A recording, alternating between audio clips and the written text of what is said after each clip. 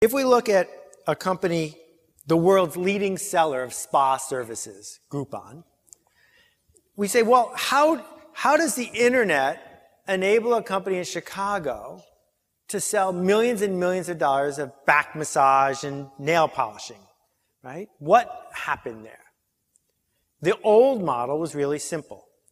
Open up your spa on a corner near where women who buy that stuff work or hang out, and then run enough ads in enough places that they find out about you. Hopefully, those ads will pay for themselves so you can run more ads, but they probably don't. So your spa is going to get about that big, and then it's going to stop.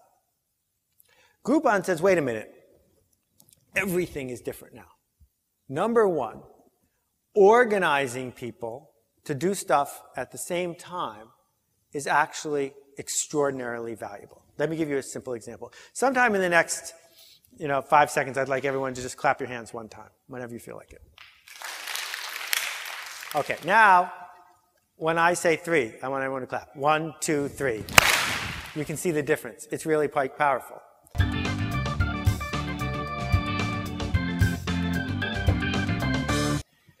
If Groupon could figure out how to get everybody organized so that on a given moment they could say, spa services, half off, and people were interested, all went and did it, they're creating something of enormous value to the spa.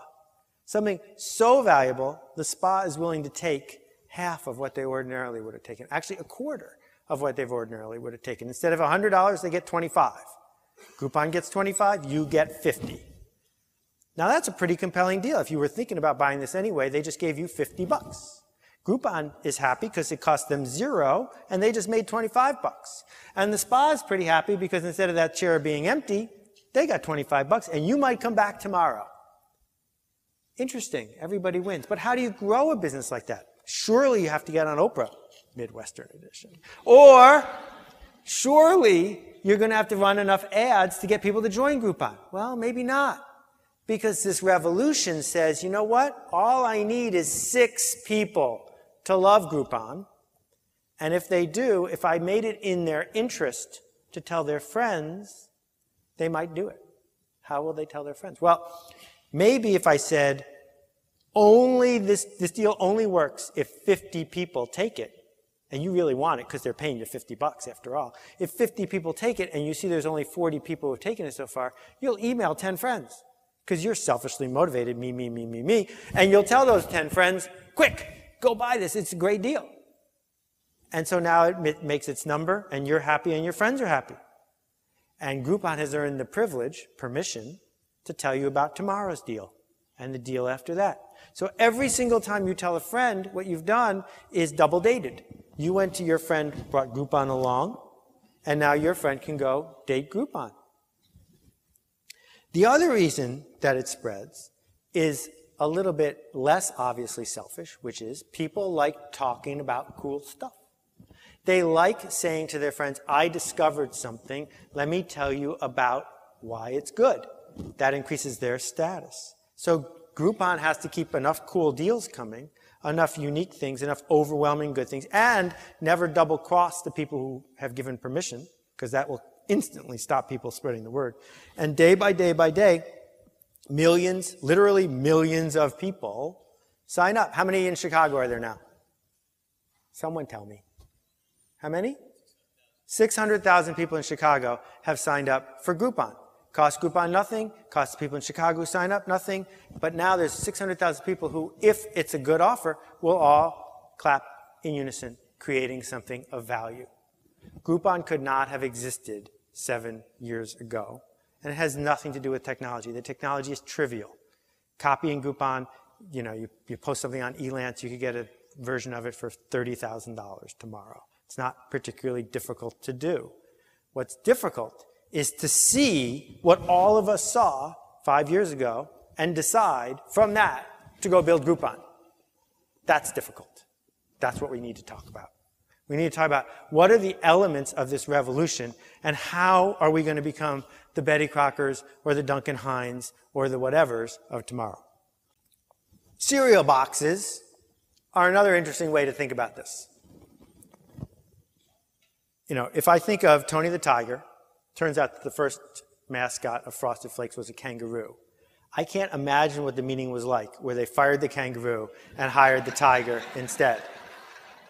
What was wrong with the kangaroo that you couldn't have gotten with it? Captain Crunch was a commercial 6 months before it was a cereal. Jay Ward, who did Bullwinkle, was hired to make a commercial for a cereal that they hadn't even conceived of yet. They made the commercial worked. They said, quick, we better make a cereal that stays crunchy even in milk. I love the even part. Like, where else is it supposed to stay crunchy? Milk would be enough. When we think about the great cereals of yesteryear, they're not great because we liked them when we were kids. They're great because you can't make a new great cereal ever again. That making a great cereal, by our definition of great, means lots and lots of Saturday morning commercials. All the great cereals have Proustian connection to us because they came to life on TV or on the side of the box. When there was only 8 brands of cereal and something was on the side of the box, you needed to buy the toy because you knew your friends at school were going to have the toy. When there were only 8 brands of cereal and they were on TV all the time, you needed Quisp because Quisp was the cool new cereal. That's over. It's never going to happen again. Now, if you work at General Mills, you need to acknowledge the fact that it's over. Denying that and saying, no, we're going to launch the next great brand of cereal is a complete waste of the revolution.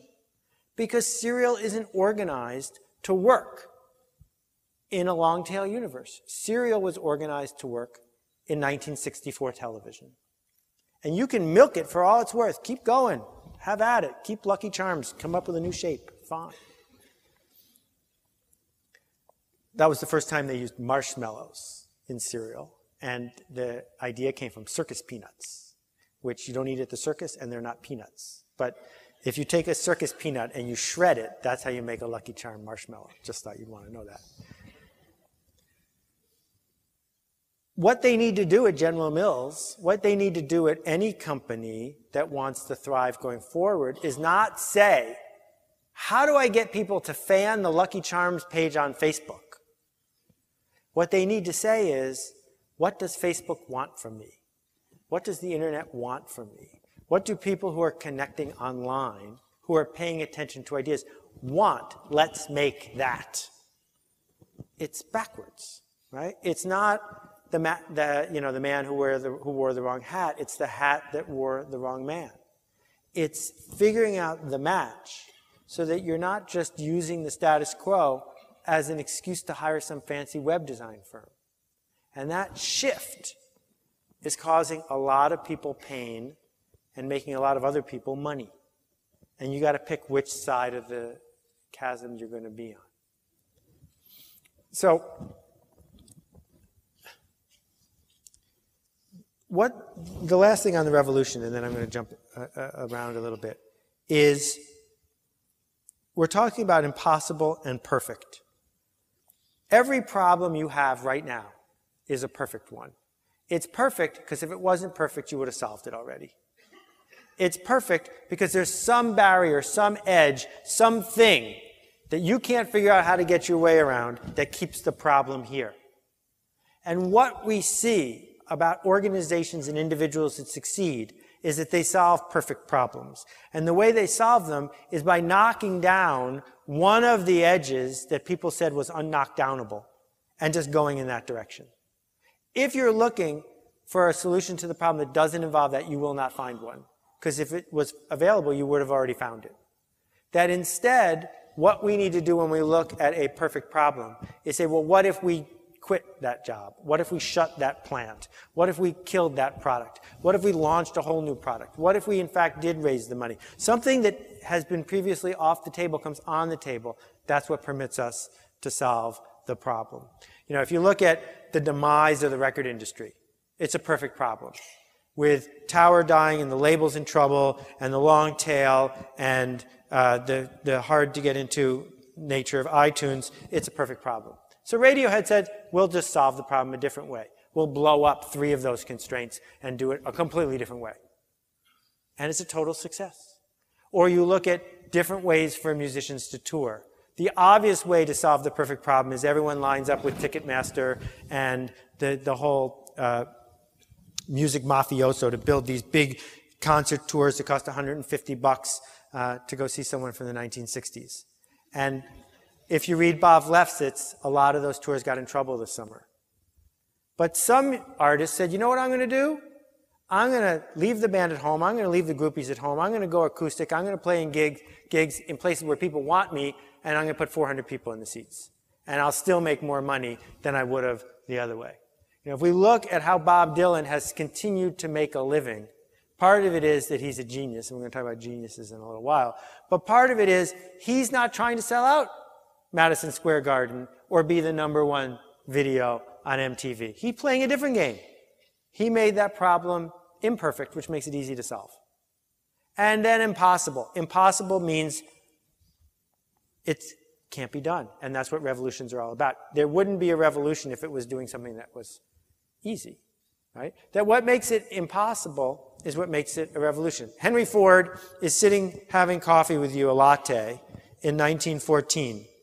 And he says to you, amid the incoherent political ramblings, he says to you, I got this great idea. I'm going to build an assembly line. We're going to figure out how to make cars for 1/4, 1/10 the price they're being made today. And not only that, but within 15 years of me doing that, I'm going to get the United States government to build roads paved for free all over the entire country. And then we're going to get it so that there'll be, 108,000 gas stations erected everywhere that all serve the same kind of fuel at a really low price, subsidized by the government, that would make it so that we can fuel these cars. And wait, I'm just getting started here, and this is all going to happen in 20 years. Walt Disney's going to build all these theme parks so people have a place to go. And Ray Kroc, you know him? He's that guy from the Meetup. Yeah, Ray is going to start this chain of restaurants so that as people travel, they'll have a place to eat. And our friend Duncan's going to put out these guidebooks. So if they don't want to eat at McDonald's, there'll be a place to, and he's just getting started, right? The Beach Boys, you know, Daddy Take Her T-Bird Away, all that stuff, that's more than 20 years. But that's all going to happen, he says, because I figured out this assembly line thing. Oh, and did I mention, Henry says, I'm hiring some shepherds. Henry, why are you hiring shepherds? Because they can tend the sheep. Sheep, why do you need sheep, Henry? Because the sheep will give us wool. And what's the wool for? Because we're going to be so profitable, we're going to weave the wool into fabric, and we're going to use that to make the seats for the cars. True story. And you'd look at him like he was a loon. And it all happened. Because that's what revolutions do. Revolutions change things in impossible to predict ways. So here we are living through this revolution, and yet we're talking about Twitter's redesign. And it makes absolutely no sense to me, because the opportunities that are here for us are so extraordinarily large. The impact of it is bigger than you might want to think. Let's look at the history of spirituality or organized religion.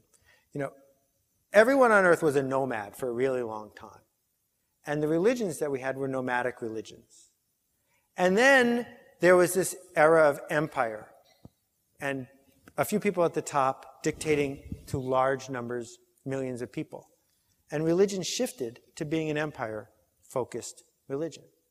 And then the princes and the localities started gaining more power. And there was a huge shift. And technology came along and enabled people to print books. And the most popular book ever printed, of course, is the Bible. And suddenly, you gave people the stuff that was in writing instead of telling people what it said.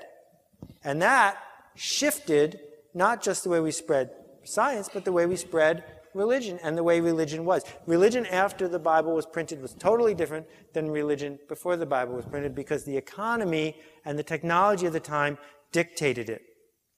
And then factories came along. And if we think about the impact of factories from the 1800s forward as an engine to get people to leave the farm, as an engine to get people to spend 12 hours a day at work, as an engine to shift everything in society and to create enormous amounts of wealth for much larger numbers of people, the religion shifted too.